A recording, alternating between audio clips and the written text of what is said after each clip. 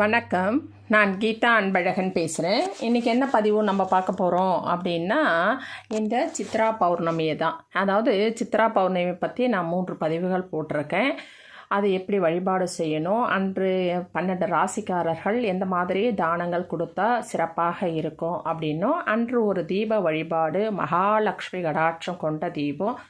இது போடுற இடத்துல, எரியிற இடத்துல தரித்திரம் என்பதே இருக்காது. அவ்வளவு லக்ஷ்மி வசியமான ஒரு தீபம் இது. கண்டிப்பாக எல்லார் வீட்லேயும் எரிய வேண்டிய தீபம் இது. இன்றைக்கி மட்டும் இல்லை, உங்களுக்கு எப்பப்போ வாய்ப்பு கிடைக்குதோ அப்போல்லாம் ஏற்றுங்க அப்படின்னு சொல்லி ஒரு பதிவு போட்டிருக்கேன்.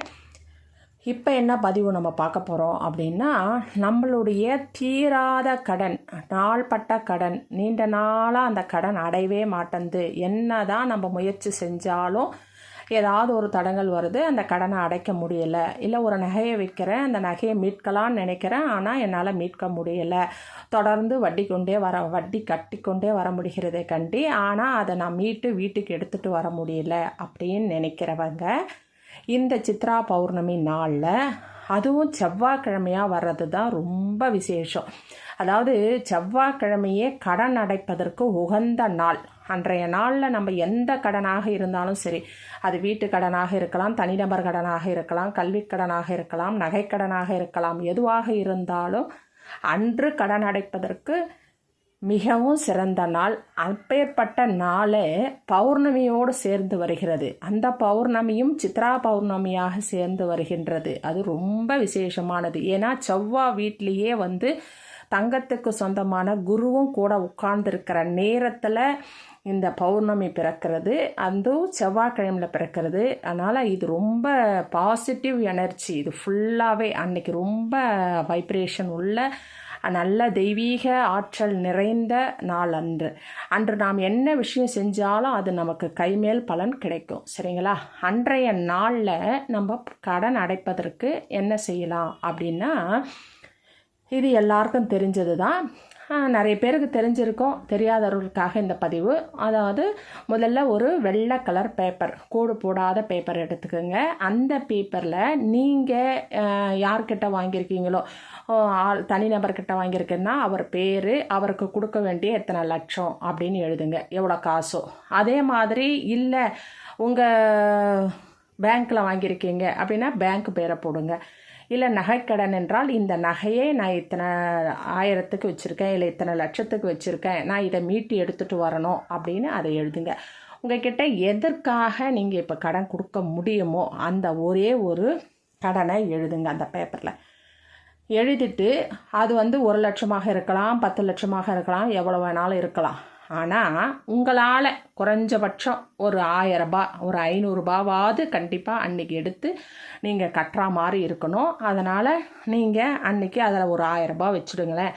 ஒரு 1000 ரூபாய் இல்லை ஒரு 500 ரூபாய் குறைஞ்சபட்சம் அதில் அந்த பேப்பரில் வைங்க. வச்சு அதை நல்லா மடிக்கணும், சுருட்டி, அதாவது உங்கள் பக்கம் வரா மாதிரி நல்லா சுருட்டி அதை நல்லா மடித்து அந்த கடனை, அந்த பேப்பரை ஒரு பவுலில் உப்பு எடுத்துக்குங்க. அந்த உப்பு மேலே இந்த பேப்பரை வச்சுடுங்க. வச்சு எப்போ செய்யணும்? இது செவ்வாய்க்கிழமை காலையில் பிரம்ம முகூர்த்தத்தில் 5 மணிக்கு நீங்கள் எழுந்து செய்யணும். நீங்கள் குளிக்கலனா கூட பரவாயில்லை, ஆனால் நீங்கள் ஃப்ரெஷ்அப் ஆகிட்டு நீங்கள் கண்டிப்பாக அதை போயிட்டு நீங்கள் செய்யலாம். சரிங்களா? அப்போ ஒரு தீபம் மட்டும் நீங்கள் பூஜை அறையில் ஏற்றுருங்க. இல்லை நீங்கள் நித்தியமாக தீபம் எரியும் அப்படின்னா பரவாயில்லை, ஏற்ற வேணாம். இல்லை ஏற்றாமல் இருக்குது, நாங்கள் பூஜை நேரத்தில் தான் ஏற்றுவோம் அப்படின்றவங்க ஒரு தீபம் ஏற்றுருங்க. ஏற்றிட்டு இந்த ஒரு கல்லுப்பு பவுலை வச்சுட்டு நீங்கள் இதை எழுதுனீங்க இல்லையா, அந்த காசை மடித்து வச்ச அந்த பொட்டலத்தையும் அந்த கல்லுப்பு மேலே வச்சு அந்த இடத்துல வச்சுடுங்க. சரிங்களா? அந்த விளக்கு முன்னாடி நீங்கள் முருகர் படம் இருந்தால் முருகர் படம் முன்னாடி வைங்க, மகாலட்சுமி இருந்தால், இல்லை பொதுவாக உங்கள் பூஜை அறையில் நீங்கள் அதை வச்சுடுங்க. ஒரு கப்பை காலையில் 5 மணிக்கு இதை செய்யணும்.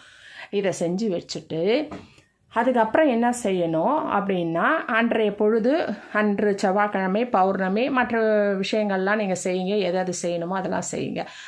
அதுக்கப்புறம் அதை கரெக்டாக மதியம் 1 மணி 1லேருந்து 2 இந்த செவ்வாய் ஓரை வருது பாருங்கள். அந்த நேரத்தில் அந்த கல்லுப்பை எடுத்து அந்த பேப்பரை, அந்த பொட்டலை பேப்பரை எடுத்துக்கோங்க. எடுத்து அதில் கட்டியிருக்கீங்க இல்லையா காசு, ஒரு 1000 ரூபாய் 500 ரூபாய், அந்த காசை எடுத்துகிட்டு போயிட்டு நீங்கள் எங்கே கட்டணுமோ, அது பேங்க்கோ அல்லது தனிநபர்கிட்ட கொடுக்கணுமோ, அது யார்கிட்ட செய்யணுமோ அதில் போயிட்டு இந்த காசை, நீங்கள் குறைஞ்ச காசுனா கூட பரவாயில்ல, நீங்கள் கவலைப்படாதீங்க, இதை கொஞ்சம் வச்சுக்கோங்க அப்படின்னு சொல்லி கூட நீங்கள் கொடுங்க. இது கடனே அடைய மாட்டேங்குது, இதை வச்சுக்கோங்க, இது கொடுக்குற நேரமாவது நான் மொத்த காசு உங்களுக்கு கொடுத்துறேனான்னு பார்க்கலாம் அப்படின்னு சொல்லி அவங்கக்கிட்ட அந்த 1000 ரூபாய் கொடுத்துட்டு வாங்க. கொடுத்துட்டு வந்து அந்த பேப்பர் இருக்கு இல்லையா, அந்த பேர் எழுதின பேப்பரு, அந்த பேப்பரை நல்லா கசக்கி அதை எடுத்து உங்கள் ஷிங்கில் தண்ணியில் ஊற வச்சு அப்படியே கரைச்சி விட்டுருங்க. அது தண்ணியோட தண்ணியாக கரைஞ்சி போயிட்டோம். உங்கள் கடன் காணாமல் போகட்டும், கரைந்து போகட்டும். சரிங்களா?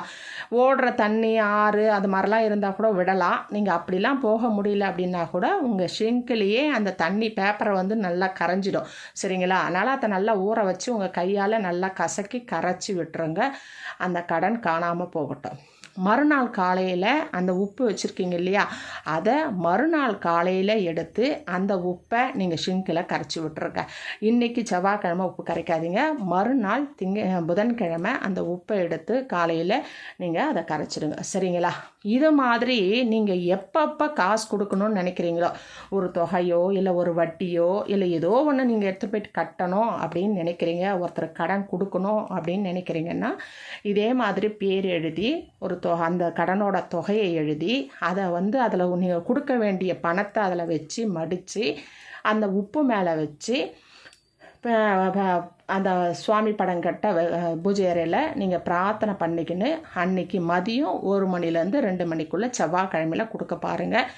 சப்போஸ் 1 மணி 2 ஒரு பேங்க் லீவு, அதாவது லஞ்சு டைமு, அந்த நாளை என்னால் கொடுக்க முடியாது அப்படின்னு சொன்னால் நீங்கள் வீட்டிலேருந்து கிளம்புறது அந்த நேரமாக இருக்கட்டும், அதுக்கப்புறமா நீங்கள் கொடுக்கறது 2 மணி 3 மணி அப்படி கூட கொடுங்க. ஆனால் நீங்கள் வீட்டிலேருந்து அந்த காசு அவங்களுக்காக கொடுக்க போகிறேன் அப்படின்னு சொல்லி எடுக்கிற நேரம் அந்த நேரமாக இருக்கட்டும். சரிங்களா? இந்த மாதிரி நீங்கள் செய்து பாருங்கள். அந்த கடன் எவ்வளவு விரைவாக அடைகிறது என்பதை நீங்களே பார்ப்பீங்க. சரிங்களா? இது கடன் அடைப்பதற்கான மிக மிக உகந்த வழிபாடு, பரிகாரம். இது செவ்வாய்க்கிழமையில் செய்யணும். ஆனால் அந்த செவ்வாய்க்கிழமை வந்து உங்களுக்கு பௌர்ணமியாக சேர்ந்து வர்றதுனால ரொம்ப விசேஷம். சரிங்களா? கண்டிப்பாக இதை செய்வோம். நன்றி, வணக்கம், வாழ்க வளமுடன். இந்த வீடியோவை சப்ஸ்கிரைப் பண்ணுங்கள், ஷேர் பண்ணுங்கள், லைக் பண்ணுங்கள். தேங்க்யூ.